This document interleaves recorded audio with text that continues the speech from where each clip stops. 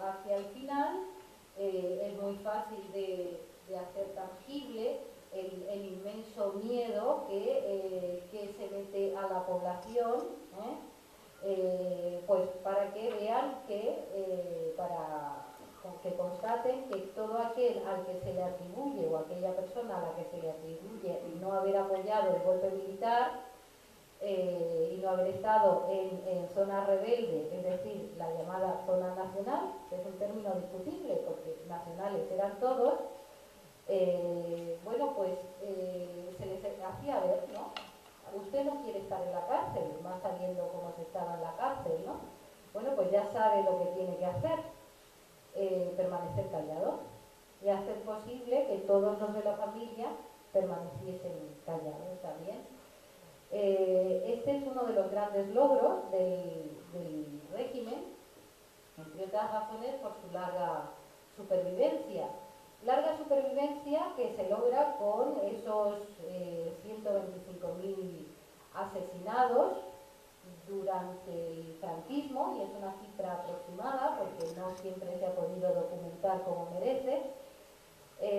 Hoy en día todavía hay 2.000 fosas por exhumar, y tantos aspectos que aún están pendientes de investigar y de documentar, pero que no es difícil tampoco hacerlo si tenemos un poco de tiempo en libertad, ¿no? En libertad. Esta estrategia del silencio, esta estrategia del miedo, pues se une a la estrategia del silencio. Y esta estrategia del silencio es la que evidentemente más éxito tuvo, y está presente hasta nuestros días, es decir, que todavía hoy pues hay que luchar por lo evidente, que es por hablar de lo que hay que hablar, es decir, que aunque se empeñen en que no hablemos de este periodo de la historia, no de Atapuerca me importa, se puede hablar de Atapuerca, que es este yacimiento arqueológico que está en Burgos, que es muy interesante, pero de la guerra y de la represión no. Eso está feo. Y claro, este silencio interesa a determinados sectores, evidentemente de la derecha, puesto que la derecha en este país, pues yo creo que es fácilmente defendible que participó ínfimamente en la lucha por la democracia, a pesar de que en la serie Cuéntame pongan a un individuo que está en un barrio obrero y que defendía a Don Juan. Cualquiera que tenga una edad más allá de los 40 años, me gustaría saber si conocían a alguien que en un barrio obrero defendiese a Don Juan. Entre otras razones porque era poco conocido y porque ya se estaba fabricando el heredero del trono.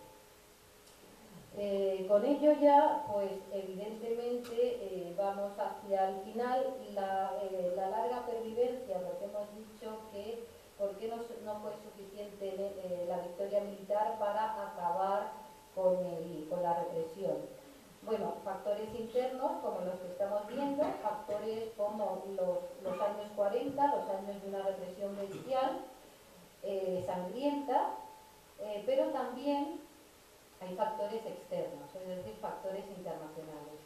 Ya durante la Guerra Civil, está chiquitito el micro, ya durante la Guerra Civil, los países democráticos le habían vuelto de espalda el apoyo a la República Española.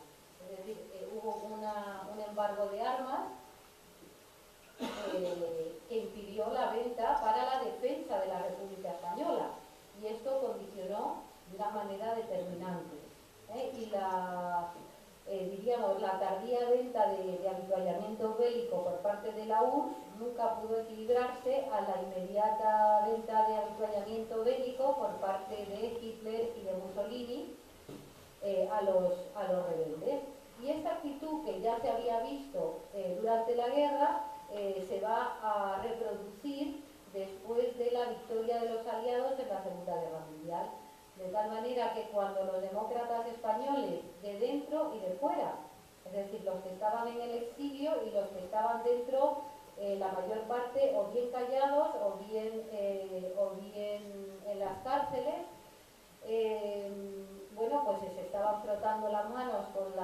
con la victoria de los aliados en el año 45, pues se dan cuenta que esa victoria de los aliados pues no va a significar en España el retorno de la democracia, sino que la ONU se contenta con unas declaraciones contundentes.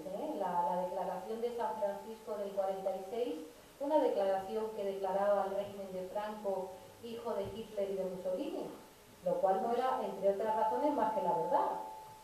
Pero eso no significó más allá de un cierto aislamiento diplomático que duró 3 años, y ya a partir de los años 48-49 pues hay un apoyo al gobierno franquista, y sobre todo hay un patrocinio del amigo americano a la entrada de la España franquista a un dictatorial, todavía quedaba mucho, en los organismos internacionales, en la ONU y en todos los organismos dependientes de la ONU. No le importó que fuera una dictadura y que tuviera las manos manchadas de sangre, pero a cambio de algo, no fue gratuito, sino a cambio de algo que no se había dado en la historia de España, y ya termino, que fueron las bases militares norteamericanas en territorio español. Es decir, ese fue el cambio. Bueno, he intentado resumir un periodo bastante amplio de la historia de España, he intentado expresar las interpretaciones que a día de hoy en libertad se pueden hacer sobre lo que fue la guerra civil, la dictadura, y por qué aún hoy hay que combatir por lo evidente, es decir, por el derecho a la historia digna y honesta, y el derecho a la memoria. Gracias.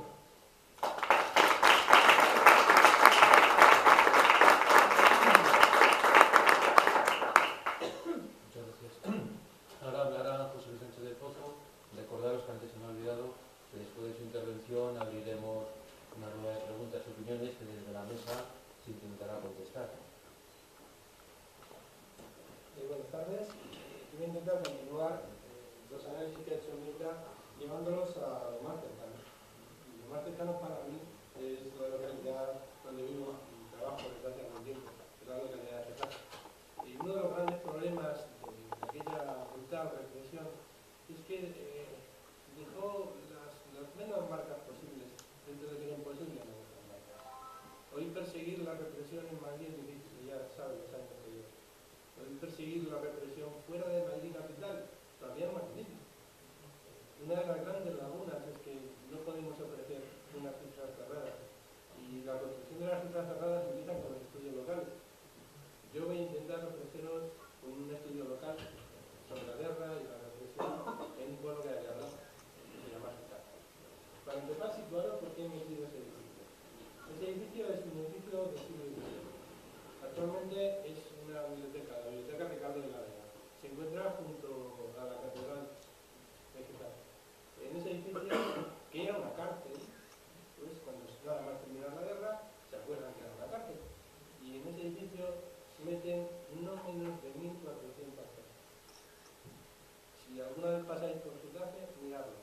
Intentar explicaros cómo ahí, que estamos hablando de planta baja y primero, intentar explicaros cómo ahí caben 1.400.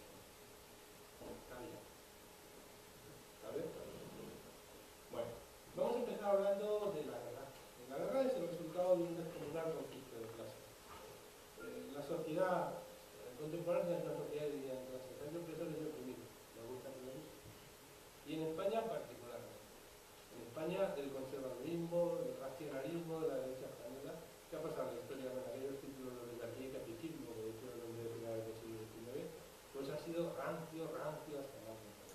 Entender la guerra de España es entender el desarrollo de un conflicto de clases que tiene una responsabilidad. Me decía un viejo conocido, el responsable de toda la guerra es aquel que la acabó, el responsable de la guerra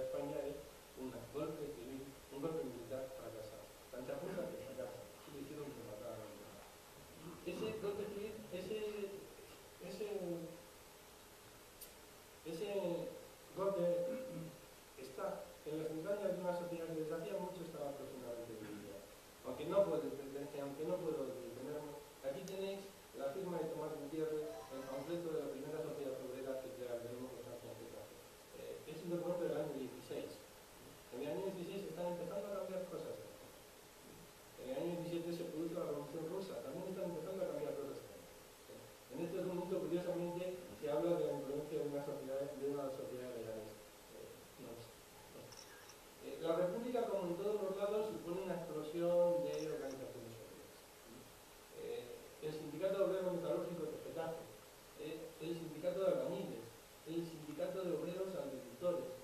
Getafe se llena, como todo, de organizaciones obreras. Hasta ese momento la oligarquía española ha contenido el tapón de la botella, pero cuando el tapón se abre y se abre con las libertades, la gente se organiza. Y en Getafe y en todos los lados se organiza. Y tenemos algún ejemplo. En Getafe y en todos los lados se llega a la creación de casas del pueblo, cosas que pues se llaman inmediatamente después de la guerra. Estos son los estatutos de aquella casa del pueblo. Bueno, la guerra comienza en Getafe con un levantamiento militar fracasado. Estamos hablando del regimiento de artillería, estamos hablando de la Universidad Carlos III. El regimiento de artillería, el 20 de julio, se sube. El resultado de esa sublevación es un rotundo fracaso. Un rotundo fracaso que es producto de la acción conjunta de paisanos del pueblo y militares de la base aérea. A la hora de estudiar por qué fracasa el golpe, hay una primera cuestión evidente: ¿por qué no fracasa? Ese momento. Pero uno se da cuenta que allá donde hubo una cierta conjunción de paisanos armados y militares días de Guardia Civil, ¿no? En Barcelona, con todos los aspectos del anarquismo, el coronel Escobar dirigiendo grupos de Guardia Civil y bueno, donde esa conjunción la sublevación fracasa, y en Getafe hay esa conjunción. Esto es el regimiento de artillería de Getafe. Estos se han sublevado de madrugada, estos al mediodía, es evidente dónde está. Este es el que luego será general. En Getafe la sublevación fracasa. Fracasa por esa conjunción de algunos artilleros, algunos aviadores y el fracaso de la sublevación va a suponer un periodo breve, 20 de julio, 4 de noviembre de 2016, donde en Getafe republicano, en Getafe se desarrolla una revolución, como en buena parte del territorio español. Yo mantengo que esta revolución la provocan quienes obligan a la gente a clase. Pero una vez en marcha, esa revolución, como todas las revoluciones, no es un proceso limpio e inmaculado. Ninguna revolución es químicamente pura, ni se hace con las ideas. Las revoluciones todas se han hecho con las armas de la mano. La ideología ha jugado el papel que ha jugado. En aquella revolución, la ideología define fundamentalmente la posición a los símbolos. Y el primer símbolo es el Cristo del Padre. Ahí es. Cuando yo le pongo a mis alumnos esta foto, no me entiendo nada. ¿Qué están haciendo? Es evidente, están funcionando. Pero, ¿por qué? ¿Cómo? ¿Cuál era la situación que había llevado al pueblo a este hartazgo de iglesia que tenía? Pues es evidente. La alianza entre la iglesia y los sectores poderosos del país había provocado esto. Hay una revolución que no es limpia. Una revolución que se arma. En Getafe, como en otros lugares, se toman armas de donde se puede. Tenemos constancia de 100 y pico de los fusiles que se sacan de Madrid, que llegan a Getafe. En Getafe, como en tantos otros sitios, se forman milicias. Tenemos constancia de la existencia de un comité central de milicias. Poco más que constancia. Yo tengo documentos con el sello del comité militar. ¿Qué hacen? No lo sabemos mucho. Como en todos los lugares, esta revolución armada incauta fincas. Y existe documentación